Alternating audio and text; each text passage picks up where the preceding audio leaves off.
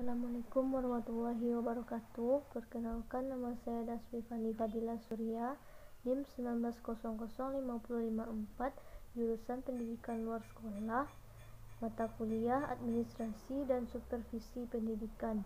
Dosen pengampu Dr. Hanif Al-Qadri, SPD, MPD. Baiklah, di sini saya akan mereview video tentang administrasi kurikulum. Pada video kali ini kita akan membahas bidang hadapan, yaitu administrasi kurikulum. Dan kurikulum ini merupakan jantung dari suatu pendidikan. Dan dapat kita lihat pengertian dari administrasi kurikulum adalah seperangkat rencana dan pengaturan mengenai tujuan, isi, bahan pelajaran, dan situasi pelajar secara efektif demi tercapainya suatu tujuan pendidikan yang telah ditetapkan. Administrasi kurikulum sudah mendesain sedemikian rupa agar bisa dibawa untuk proses belajar mengajar. Banyak yang nampak kita lihat saat sekarang ini, yaitu terjadinya pergantian kurikulum. Pergantian kurikulum ini harus diperhatikan bagaimana pergantian itu terjadi. Jadi administrasi kurikulum ini dibuat dan atau direncanakan agar peserta didik dapat melakukan proses belajar mengajar dengan menggunakan kurikulum yang bagus. Dan dapat juga kita lihat arti sempit dari administrasi kurikulum adalah seperangkat mata pelajaran.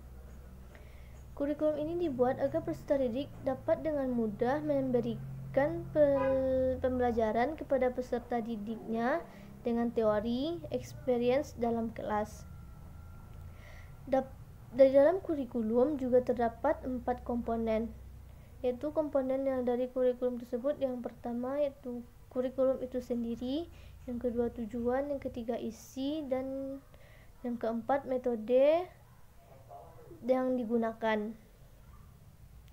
Kurikulum itu dibentuk harus jelas, karena dengan didesain baik maka akan baik pula manfaatnya dapat digunakan oleh peserta didik nantinya.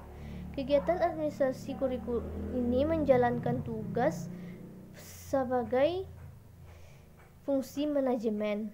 Harus kita ketahui, dapat kita lihat ada 4 fungsi dari manajemen. Yang pertama yaitu planning atau perencanaan.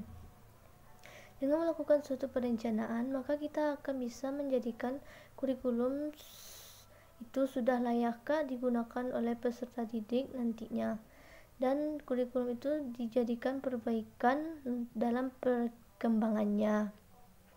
Dan melakukan perencanaan, maka kita akan bisa mencapai atau merasakan hasilnya nanti.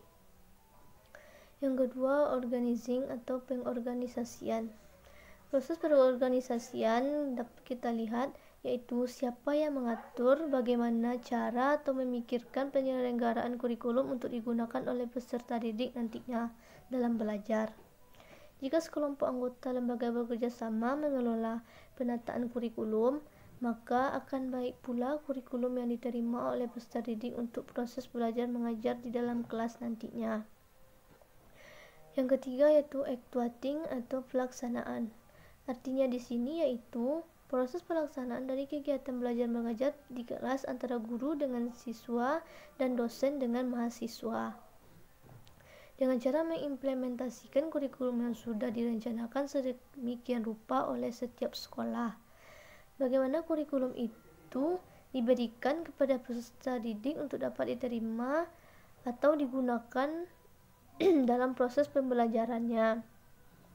Jika kurikulum yang sudah didesain ini diterima oleh peserta didik, maka akan kelihatan soft skill dan hard skill yang dibawa oleh peserta didik ke dunia kerja nantinya. Dan yang keempat yaitu evaluasi. Artinya di sini yaitu proses akhir yang dapat kita lihat apakah sudah terlaksana dengan baik atau tidak. Kita juga akan menemukan masalah yang terjadi dan mencari solusi untuk penyelesaian masalah ini.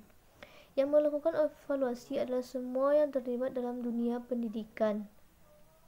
Di sini kita bisa membenahi kurikulum yang sedang bermasalah untuk menjadi lebih baik ke depannya. Jika ini dilakukan, maka terbentuklah kurikulum yang baik untuk digunakan untuk kedepannya dan dapat dipergunakan dengan baik oleh peserta didik nantinya.